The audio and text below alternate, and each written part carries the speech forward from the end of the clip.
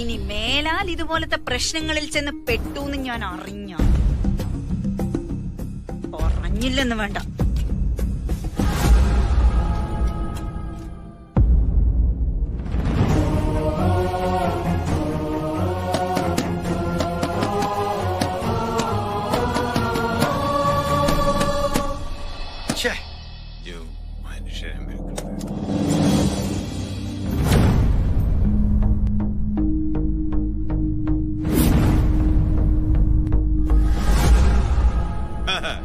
എന്തായി? ഒളിച്ചോടിയ നിന്റെ കെട്ടിയതിനെ കുറിച്ച് വല്ല വിവരവും കിട്ടിയോ? നിന്റെയൊക്കെ തൊല്ല സഹിക്കാൻ വയ്യാതെ അയാൾ ഇവിടുന്ന് ജീവനും കൊണ്ട് ഓടിപ്പോയതായിരിക്കും. അതെ, ഇങ്ങനെ നോക്കി പേടിപ്പിച്ചിട്ടൊന്നും കാര്യമില്ല. 7-8 മാസത്തെ വാടക കുടിശ്ശികയാ. ഒന്നും പറയണ്ട. ഞാൻ നടത്തുന്നതേ അഭയാർത്ഥി ക്യാമ്പല്ല. വാടക തരുന്നവർക്ക് മാത്രം താമസിക്കാനുള്ളതാണ് ഈ ഒറ്റ വീട് കോളനി. പറഞ്ഞത് മനസ്സിലായില്ലേ? പെട്ടിയും കിടക്കി എടുത്തോണ്ട് ഇറങ്ങാൻ ഇപ്പൊ വേണം, കേട്ടല്ലോ?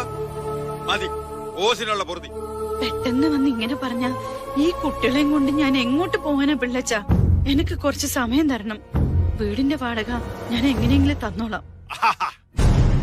7-8 മാസത്തെ വാടകയെ നിന്റെ ഒളിച്ചോടിപ്പോയ മാപ്പിള ഇപ്പോഴും എനിക്ക് തരാനുണ്ട്. അവന്റെ ചിലവിൽ ജീവിച്ച നീയാണെങ്കി ഇപ്പൊ അഷ്ടിക്ക് വകയില്ലാതെ തെണ്ടുകല്ലേ. നീയാ ഇപ്പൊ എനിക്ക് കൃത്യമായിട്ട് വാടക തരാൻ പോകുന്നത്. ഞാനൊരു മൊണ്ണയാണെന്ന് കരുതിയോ നീ?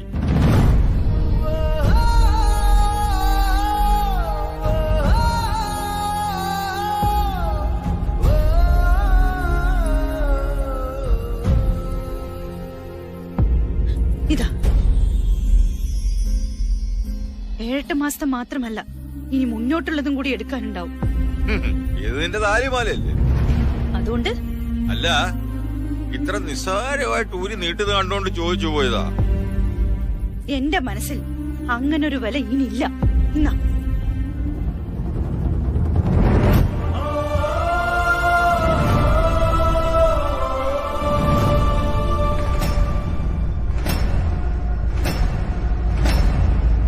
ഇത് എത്ര നാളത്തേക്കാണെന്നാ വിചാരം?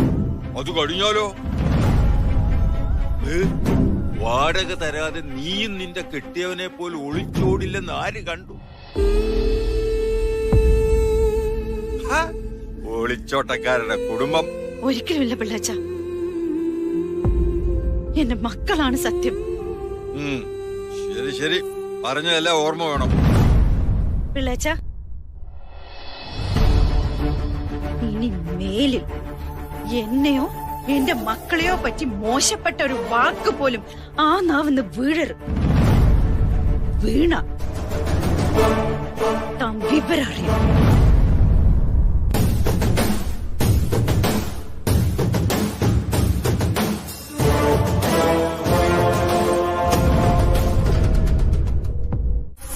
ആന്റി എന്താ പറഞ്ഞു വരുന്നത്? അല്ല, കല്യാണം കഴിഞ്ഞ നിങ്ങൾ രണ്ടാളും ഒരു ഫ്ലാറ്റിലേക്ക് മാറുന്നതായിരിക്കും നല്ലത്, അല്ലേ മഹേഷ്? Yes yes. അത് പിന്നെ അങ്ങനെ തന്നെയാണല്ലോ വേണ്ടത്. അല്ല, അങ്ങനെയല്ല വേണ്ടത്. അമ്മയ്ക്കും സാഗറിനും മീനൂനും സ്പേസ് ഇല്ലാത്ത ഒരിടത്തേക്ക് മാറി താമസിക്കാൻ ഞാൻ ഒരിക്കലും തയ്യാറല്ല. സ്വന്തം സ്വപ്നങ്ങളെ പോലും മറന്നാണ് എന്റെ അമ്മ ഞങ്ങൾക്ക് വേണ്ടി ജീവിക്കുന്നത്. ഞങ്ങൾ 3 മക്കളാണ് അമ്മയുടെ ലോകം. She'll be the first woman in my life. Always. I do appreciate your concern, Balu. പക്ഷേ യാമിനി പറയുന്നതിലും എന്റെ അമ്മയും കൂടപ്പിറപ്പുകളെയും വിട്ട് ഞാനും അപർണയും മാത്രമായി ഒരു ജീവിതം കൂടിയേ തീരൂ എന്നാണ് നിങ്ങളുടെ തീരുമാനമെങ്കിൽ I'm sorry to say that എനിക്ക് ഈ പ്രപ്പോസൽ മുന്നോട്ട് കൊണ്ടുപോകാൻ താല്പര്യമില്ല.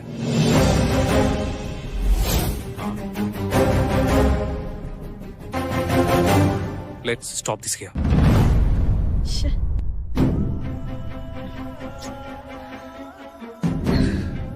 ഇവര് ചർച്ച ഇതുവരെ കഴിഞ്ഞിട്ടില്ലേപ്പാ? ഫൈനൽ എക്സാം ആയതുകൊണ്ടേ കൂടുതൽ ടൈം എടുക്കുന്നതായിരിക്കും.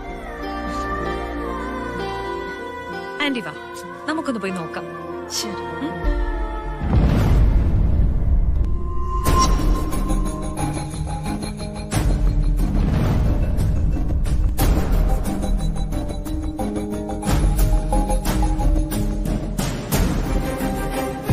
എന്താടാ? Mummy, anything wrong? ബാലു ഒന്ന് പറ, എന്നാ സംഭവിച്ചേ? അല്ല, അത് ഞങ്ങൾ ബാലുവിനോട് ചില കാര്യങ്ങൾ തുറന്ന് സംസാരിക്കുകയായിരുന്നു. നല്ലതുപോലെ ആലോചിച്ച് തീരുമാനിക്കേണ്ട ചില വിഷയങ്ങൾ. അതെ. പക്ഷെ ബാലു ആ വിഷയത്തിൽ എനിക്ക് പറയാനുള്ളത് ഞാൻ പറഞ്ഞു കഴിഞ്ഞു. You are taking A wrong decision mister Balagopal. ഒന്നുകൂടി ഒന്ന് ആലോചിച്ചിട്ട് പതുക്കെ ഒരു കൺക്ലൂഷൻ എത്തിയാൽ മതി. എടുത്തുചാടി വെറുതെ. പറഞ്ഞതെല്ലാം വ്യക്തമായി ആലോചിച്ച് തന്നെയാണ്. എന്റെ അമ്മയുടെയും സഹോദരങ്ങളുടെയും കാര്യത്തില് ഒരു കോംപ്രമൈസിനും ഞാൻ തയ്യാറല്ല.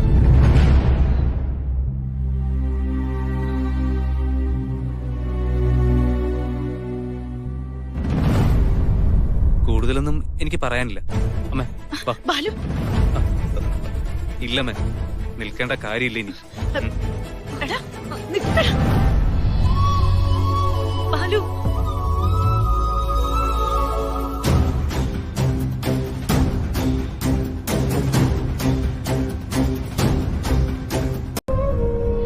അമ്മ അവിടെ ചെന്ന് പിന്നെയും കൊളവാക്കിയോ?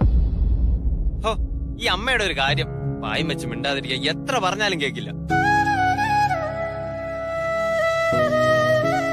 ഞാൻ അന്നേ പറഞ്ഞത് ഏട്ടനോട്, അമ്മ ഇത് തൊലച്ച് കൈ തരുമെന്ന്.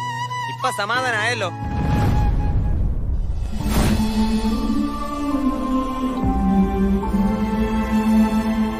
അല്ലെങ്കിലും വേണ്ടാത്തടത്ത് കയറിയ ആളാവാൻ വല്ലാത്തൊരു മിടുക്ക അമ്മയ്ക്ക്.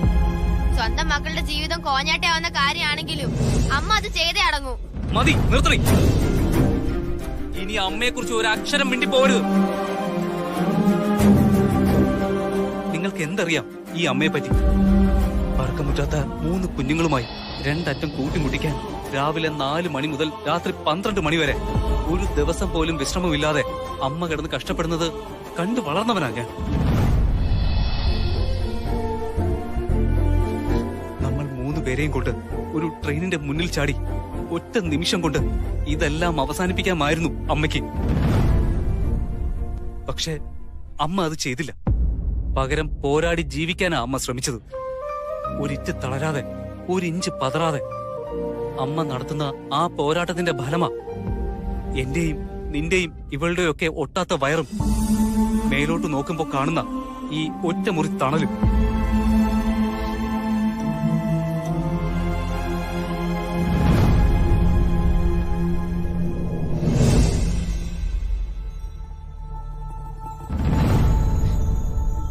എനിക്ക് ജോലി കിട്ടിയതിന് ശേഷവും നിങ്ങളുടെ ഒരു ഉത്തരവാദിത്വവും ഏറ്റെടുക്കാൻ അമ്മ എന്നെ അനുവദിച്ചിട്ടില്ല. നമ്മുടെയൊക്കെ എല്ലാ കാര്യങ്ങളും എന്നും നോക്കിയത് ഈ അമ്മ തന്നെയായിരുന്നു.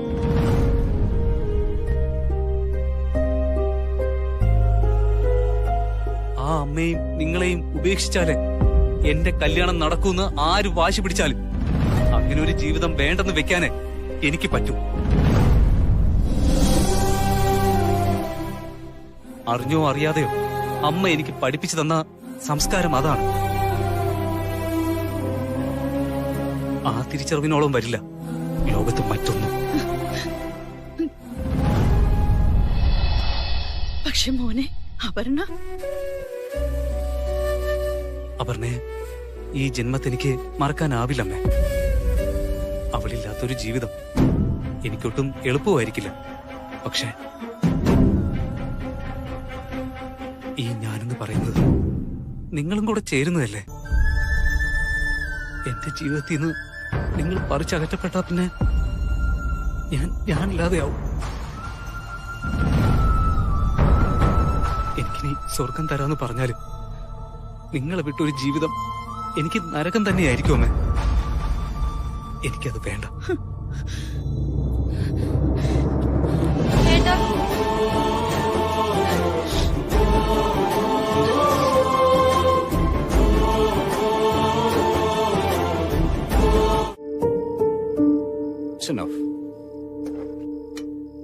അപർണ എവിടെ? അവൾ ഇതുവരെ എത്തിയില്ല. എത്തിയില്ലേ? വിളിച്ചെന്തെങ്കിലും പറഞ്ഞിരുന്നു? ഇല്ല. ഇവളിത് എന്ത് ഭാവിച്ച? ദേ, ഇതിങ്ങനെ വിട്ടാ പറ്റില്ല. നിങ്ങൾ രണ്ടാളും മോളുടെ കാര്യത്തിൽ കുറച്ചുകൂടെ സ്ട്രിക്റ്റ് ആയേ പറ്റൂ. എന്തായാലും അവളിങ്ങ് വരട്ടെ. ഞാനിന്ന് രണ്ടിലൊന്ന് തീരുമാനിക്കാനിരിക്കുക.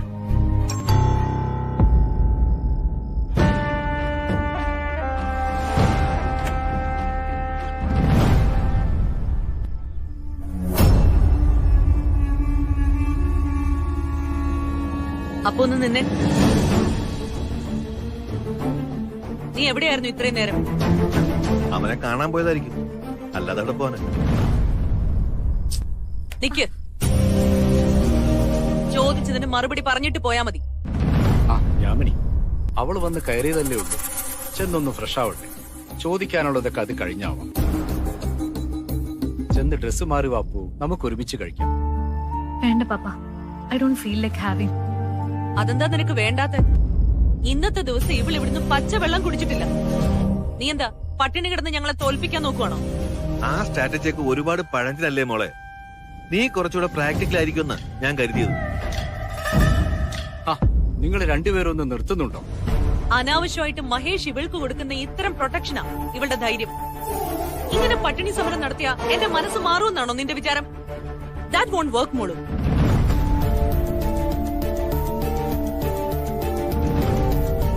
കിരണുമായുള്ള ബന്ധം പ്രൊസീഡ് ചെയ്യാൻ തന്നെയാ ഞങ്ങളുടെ തീരുമാനം. നാളെ ലളിതമായൊരു ചടങ്ങിൽ വെച്ച് എൻഗേജ്മെന്റ് നടത്താനുള്ള എല്ലാ ഏർപ്പാടുകളും ഞാൻ ഒരുക്കി കഴിഞ്ഞു. സോറി മമ്മി, ഞാൻ അതിന് സമ്മതിക്കില്ല. എങ്കിൽ പിന്നെ ഇവിടെ നടക്കാൻ പോകുന്നത് നീ ഒരിക്കലും പ്രതീക്ഷിക്കാത്ത കാര്യങ്ങളായിരിക്കും. അപ്പോ തിരുത്തണമെന്ന് നീ എത്ര കുറ്റബോധത്തോടെ വിചാരിച്ചാലും പിന്നീട് ഒരിക്കലും തിരുത്താൻ പറ്റുന്നതായിരിക്കില്ല അത്. നിന്റെ അമ്മ എന്ന സ്ഥാനത്ത് പിന്നീട് ഒരിക്കലും ഞാൻ ഉണ്ടാവില്ല. പിന്നെ ഈ വീട്ടിലെ എന്നെ നീ കാണില്ല.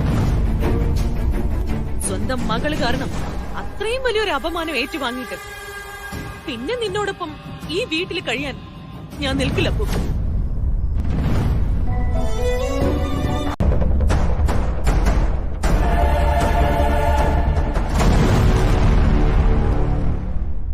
ഒന്നോ രണ്ടോ ദിവസം കൂടി വേണമെങ്കിൽ ICU തന്നെ കണ്ടിന്യൂ ചെയ്യാമായിരുന്നു. അങ്ങനെ എന്തെങ്കിലും കോംപ്ലിക്കേഷൻസ് ഉണ്ടായിരുന്നെങ്കിൽ ഞാനിപ്പോ മോളെ ICUയിൽ നിന്ന് റൂമിലേക്ക് ഷിഫ്റ്റ് ചെയ്യും.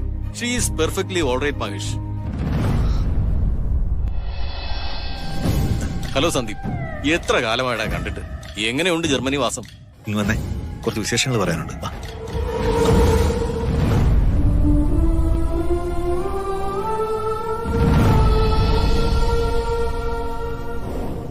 നമസ്കാരം ആ, ഡോക്ടർ.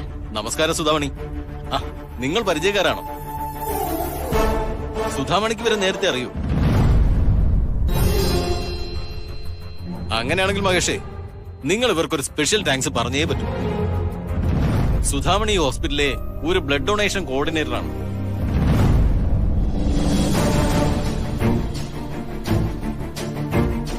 അപർണ മോളുടെ ബ്ലഡ് ഗ്രൂപ്പ് റെയർ ആയതുകൊണ്ട് ഇവിടെ സ്റ്റോക്ക് ഉണ്ടായിരുന്നില്ല. ഒടുവിൽ സുധാമണിയാ അത് അറേഞ്ച് ചെയ്ത് തന്നത്.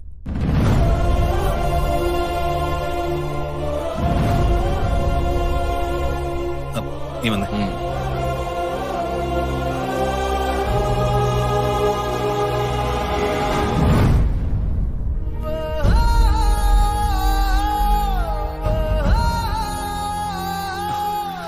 ഞങ്ങള് പുറത്തു തന്നെ ഉണ്ടായിരുന്നു. സിറ്റുവേഷൻ അത്ര ക്രിട്ടിക്കൽ അല്ലെന്ന് അറിഞ്ഞപ്പോഴാ സമാധാനമായത്.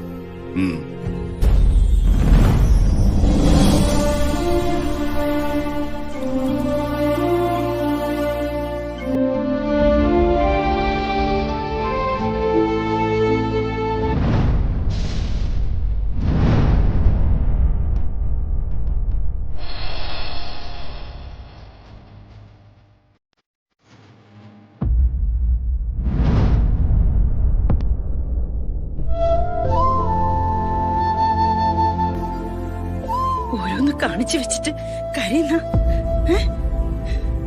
ഈ സ്നേഹം പ്രേമം എന്ന് പറയുന്നത് ഒരു പ്രായത്തില് തോന്നും. പിന്നെ പിരിയേണ്ടി വന്നാ വേദനിക്കേണ്ടിയും വരും. അതിന് ഇതാണോ മോളെ പരിഹാരം?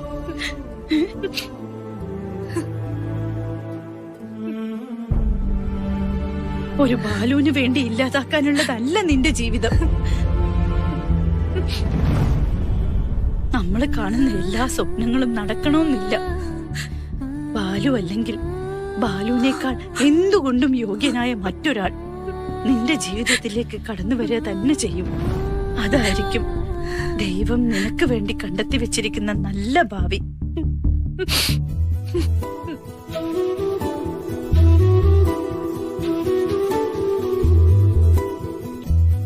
ജീവിതം മുന്നോട്ട് പോകുമ്പോ ആ ചുറ്റുപാടുകളിൽ നീ സന്തോഷം കണ്ടെത്തുകയും ചെയ്യും. ഇങ്ങനൊരു മണ്ടത്തരം ഓന് വേണ്ടി എന്നല്ല, ആർക്ക് വേണ്ടിയും ഒരിക്കലും നീ ചെയ്യരുത്. ഓനെ നീ മറന്നേക്ക് മോളെ.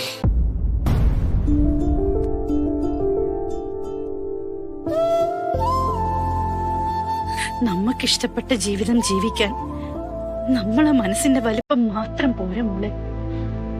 അത് കാണാനും മനസ്സിലാക്കാനും ഒപ്പം നിൽക്കാനും നമുക്ക് ചുറ്റുള്ളവർക്കും കഴിയണം.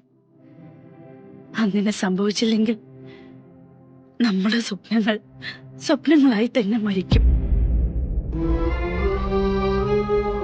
അതുകൊണ്ട് മോളെ അച്ഛനമ്മമാരുടെ സന്തോഷം എന്താണോ അതുപോലെ ജീവിക്കണം. ഏടിയായിരുന്നാലും ആരോടൊന്നിച്ച് ജീവിച്ചാലും എന്റെ പൊന്നുമോള് സന്തോഷായിട്ടിരിക്കണം. ആ ഒരൊറ്റ പ്രാർത്ഥനയെ ഈ അമ്മയ്ക്കുള്ളൂ. എങ്ങനെയെങ്കിലും കുറച്ച് കാശ് സമ്പാദിച്ചാൽ അത് അമ്മയ്ക്ക് ഏട്ടനൊരു സഹായാവല്ലോ എന്നേ ഞാൻ വിചാരിച്ചുള്ളൂ. അതിന് ബെറ്റ് വെച്ചാണോ കാശുണ്ടാക്കുന്നത്? നല്ലോണം പഠിച്ചൊരു ജോലി നേടണം, അതല്ലേ വേണ്ടത്. അതെ, അതിനൊക്കെ ഇനിയും സമയം എടുക്കില്ലേ. പക്ഷെ ഇപ്പൊ ഞാൻ വേറൊരു കാര്യം പ്ലാൻ ചെയ്തു. അടുത്ത കുഴിയിൽ ചാടാനായിരിക്കും. അല്ല, നീ അങ്ങനെ എന്നെ അങ്ങ് അണ്ടർസ്റ്റിമേറ്റ് ചെയ്യാതെ. ഒരു പാർട്ട് ടൈം ജോലി തപ്പിക്കൊണ്ടിരിക്കാ ഞാൻ. ഒരെണ്ണം ഏകദേശം സെറ്റ് ആയിട്ടുണ്ട്. നീ എന്നെ ഇപ്പൊ ഒന്ന് സഹായിച്ചാൽ 3 മാസത്തിനുള്ളിൽ ഞാൻ ജോലി ചെയ്ത് നിനക്ക് ആകാശം തിരികെ തരാം. ആ സത്യം, ഒന്ന് സഹായിക്കടി. സഹായിക്കണോന്ന് എനിക്കുണ്ട്, പക്ഷെ ഒരു പ്രശ്നമുണ്ട് സാഗറേട്ടാ. 3 മാസം കഴിഞ്ഞ് കൊടുക്കേണ്ട കാശ് ഇപ്പഴെങ്ങനെ അമ്മയോട് ചെന്ന് ചോദിക്കുന്നേ?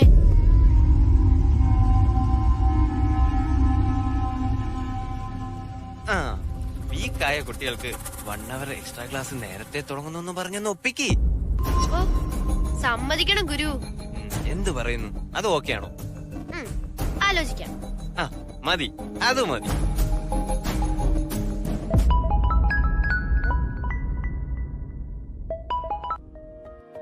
ഹലോ ജീന, ഞാനും വിക്ടോറിയയിൽ കോച്ചിങ്ങിന് ചേരാൻ പോവാ. എല്ലാം സെറ്റാ. ആ പിന്നെ നാളെ ഞാൻ ഇല്ലാട്ടോ. ഇവിടെ വീട്ടിൽ വെച്ച് എന്റെ ചേട്ടന്റെ കല്യാണ നിശ്ചയവും ആഘോഷവും ഒക്കെ കൊള്ളാം.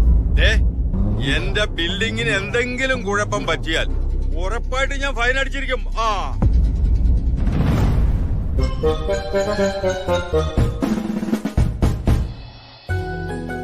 കഴിഞ്ഞോ വേണോട്ടാ? പിന്നല്ലാതെ. ഇതാ പിടിച്ചോ, ട്രയൽ ഒന്നും നോക്കട്ടെ, പെർഫെക്റ്റ് ആയിരിക്കും. ചങ്കു,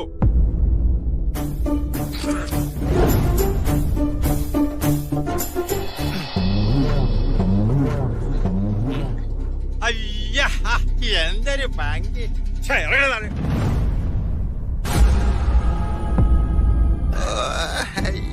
നിനക്ക് തോരണം കെട്ടാന് എന്റെ ഈ പുതിയ സ്റ്റൂളാ കിട്ടിയുള്ളു. എടുക്കണത് എവിടെ നിന്ന് എടുത്തോ അവിടെ കൊണ്ട് വെച്ചോണം. കൂടെ ഇയാളെ ഇന്ന് ഞാൻ വേണ്ട. എന്നോട് വെള്ളത്തിലെടുക്കല്ലേ എതിർക്ക.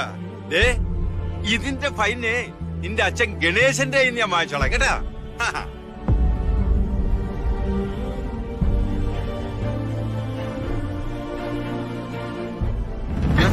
വിട്ടുകളാടാ, എന്തും ആയിക്കോട്ടെ. അങ്ങനെ വിട്ടാ പറ്റില്ല.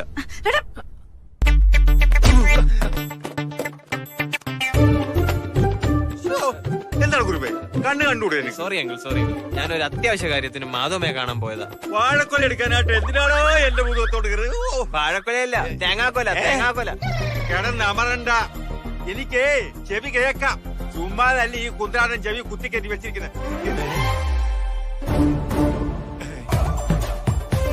അതെ, എന്റെ ചെവി വെക്കുന്ന കുന്ത്രാടൻ കളഞ്ഞു പോയി.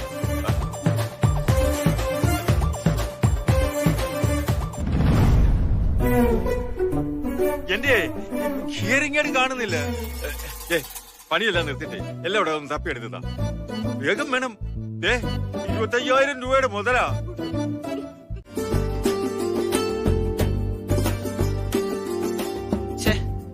ഞാൻ ഇതൊക്കെ ഇട്ട് ഇതൊരു കോമാളി ലുക്കായിരിക്കും.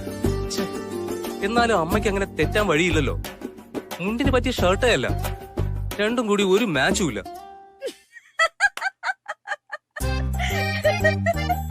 എന്റെ പൊട്ട കൊള്ളാം. എന്നോട് ആരാടാ പറഞ്ഞ ഈ കുപ്പ എടുത്തിടാ?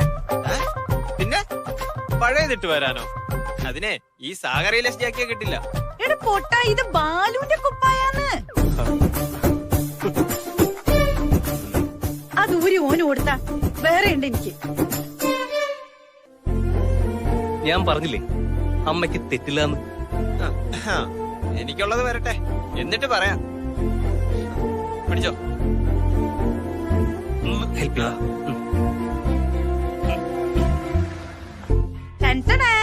ഇതെങ്ങനെയുണ്ട്? ഇത് പൊളിച്ചു. ഇട്ട് നോക്കടാ.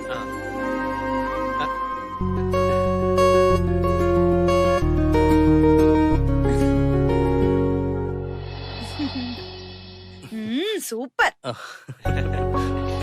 അമ്മ എങ്ങനെയുണ്ട്?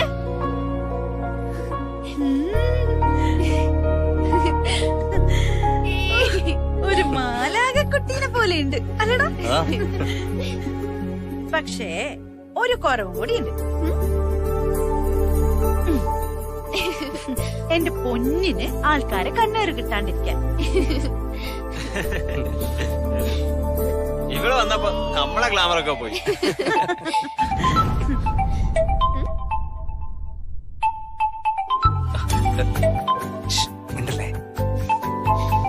മനസ്സിലായി അപർണേച്ചി.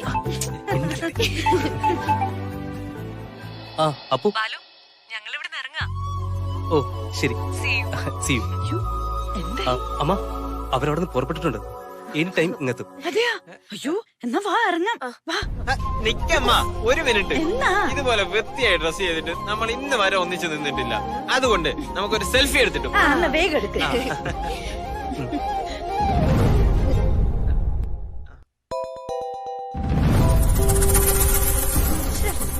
എടുക്ക്.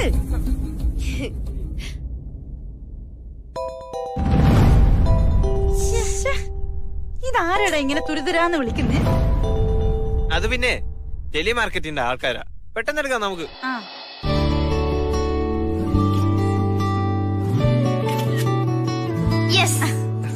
ഇനി സമയം കളയാനില്ല. വാ വേം വാ.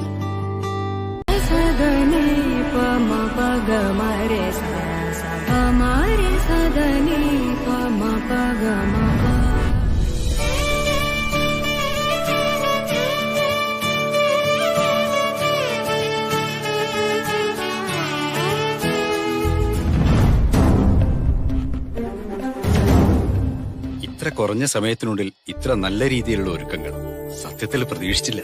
അയ്യോ, എല്ലാം ഈശ്വരാനുഗ്രഹ. പിന്നെ ഇവരെല്ലാം ആത്മാർത്ഥമായിട്ടുള്ള ശ്രമം. ഒരു മിനിറ്റ്. ഇത് മാധവമ്മ, എന്റെ അമ്മയാ. ഇവരെല്ലാം എന്റെ രക്തബന്ധങ്ങളെക്കാൾ വലിയ ബന്ധങ്ങളാ. ഇത് ജയലക്ഷ്മി, ഇത് ശ്യാമളേച്ചി, ഇത് സൗമിനി, ഇത് അംബിക, ഇത് മഞ്ജു, ഇതെന്റെ ശങ്കുണ്ണി, ഇത് വേണോട്ടൻ, ഇത് ഗണേശൻ, ഇത് അൻസാരിക. നമസ്കാരം.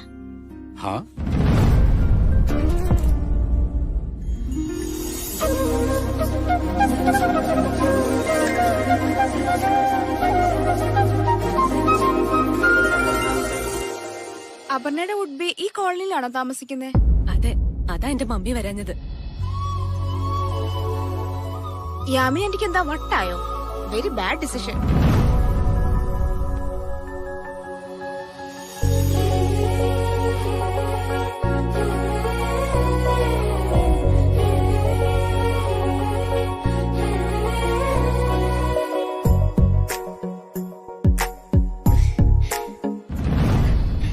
സുവർണേച്ചി അടിപൊളിയായിട്ടുണ്ട്. മീനുകുട്ടി ക്യൂട്ട് ആയിട്ടുണ്ട്. Thank you. Hello hello hello, അങ്ങ് ബാക്കിലെല്ലാം കേൾക്കാലോ അല്ലേ? എന്റെ ബാലഗോപാലന്റെ വിവാഹ ചടങ്ങിൽ പങ്കെടുക്കാനെത്തിയ എല്ലാവർക്കും ഈ സുധാമണിയുടെ വക സുസ്വാഗതം, സ്വാഗതം, സ്വാഗതം.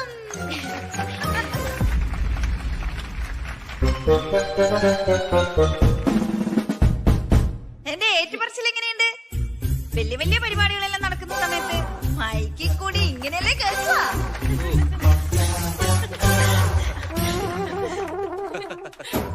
സംഭാഷണം സ്വീകരിച്ച് ഇവിടെ എത്തിച്ചേർന്ന മഹേഷ് സാറിനും കുടുംബത്തിനും എന്റെ പേരിലും ഈ കോളനിയിലെ എല്ലാവരുടെ പേരിലും നന്ദി അറിയിക്കുന്നു.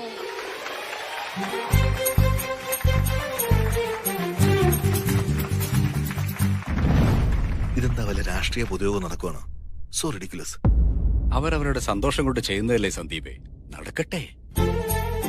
ഒരുപാട് കാലത്തിന് ശേഷമാണ് നമ്മുടെ ഒറ്റ വീട് കോളനിയിൽ ഇങ്ങനൊരു ചടങ്ങ് നടക്കുന്നത്. അതുകൊണ്ട് തന്നെ ഇവിടെ എല്ലാരും എക്സിറ്റഡ് ആണ്.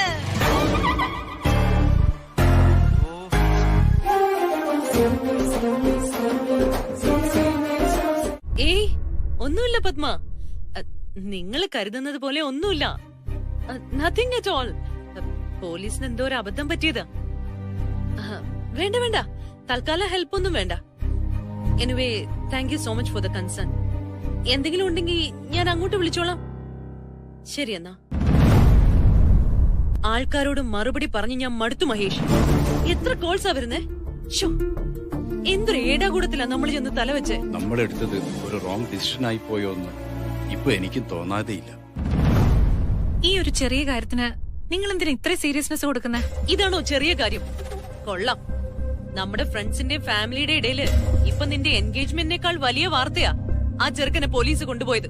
മോളെ, നിന്റെ എല്ലാ ഇഷ്ടങ്ങൾക്കും ഒപ്പം നിന്നവരാണ് ഞങ്ങൾ. പക്ഷേ ഇങ്ങനൊരു കാര്യം ഇറ്റ് ഈസ് എംബറാസിംഗ്. പപ്പയും കൂടി ഇങ്ങനെ പറയരുത്. സാഗർ നിങ്ങൾ ആരും കരുതുന്ന പോലെ അല്ല. ആള് മഹാവികൃതിയാ. അവന് എന്തെങ്കിലും ചെറിയ കുരുത്തക്കേട് പറ്റിക്കാണും. നീ എന്തിനാ അപ്പു അവരെ വീണ്ടും വീണ്ടും ഇങ്ങനെ ന്യായീകരിക്കുന്നത്? പോലീസ് അറസ്റ്റ് ചെയ്തുകൊണ്ട് പോകുന്നത് വികൃതിയായവരെയും കുരുത്തം കെട്ട ചെറുക്കന്മാരെയൊന്നും അല്ല, ക്രിമിനൽസിനെയാ. No, never. അങ്ങനെ ഒരു ക്രൈം ഒന്നും അവൻ ചെയ്യില്ല മമ്മി. നിനക്ക് എന്താ ഇത്ര ഉറപ്പ്? പോലീസിന് തെറ്റു പറ്റിയതല്ലെന്ന് മമ്മിക്ക് ഉറപ്പുണ്ടോ? നമ്മളിങ്ങനെ പരസ്പരം ആർഗ്യൂ ചെയ്യുന്നതുകൊണ്ട് ഒരു കാര്യമില്ല. നമുക്കുണ്ടായ നാണക്കേട് തന്നെയാ മോളെ. സിംഗപ്പൂരിൽ നിന്ന് വല്യച്ഛൻ വിളിച്ചിരുന്നു. എന്നിട്ട് എന്താ പറഞ്ഞേ? ഒന്നും ആലോചിക്കാതെ എടുത്തു ചാടി ഇങ്ങനെ ഒരു എൻഗേജ്മെന്റ് നടത്തിയതിന് ഞങ്ങളെ ഒത്തിരി കുറ്റം പറഞ്ഞു. ഇനിയും ആലോചിക്കാൻ സമയമുണ്ടെന്നും പറഞ്ഞാ ഫോൺ വെച്ചത്. പപ്പ, പ്രശ്നങ്ങൾ ഏത് ഫാമിലിയിലാ ഇല്ലാത്തത്? എന്തായാലും എന്തെങ്കിലും ഒരു ഇൻഫർമേഷൻ അറിയട്ടെ. അതുവരെ അതും ഇതും പറഞ്ഞിട്ട് ഒരു കാര്യമില്ല. നീ എങ്ങോട്ടേ രാത്രിയില്? ബാലുവിന്റെ വീട് വരെ. അപ്പോ ഈ നേരത്തിന് അങ്ങോട്ട്? പപ്പ പ്ലീസ്, ദയവീത് ഇപ്പൊ എന്നെ തടയരുത്. ഒരു ക്രൈസിസിലൂടെ കടന്നു പോകുമ്പോഴല്ലേ വേണ്ടപ്പെട്ടവര് കൂടെ നിൽക്കേണ്ടത്.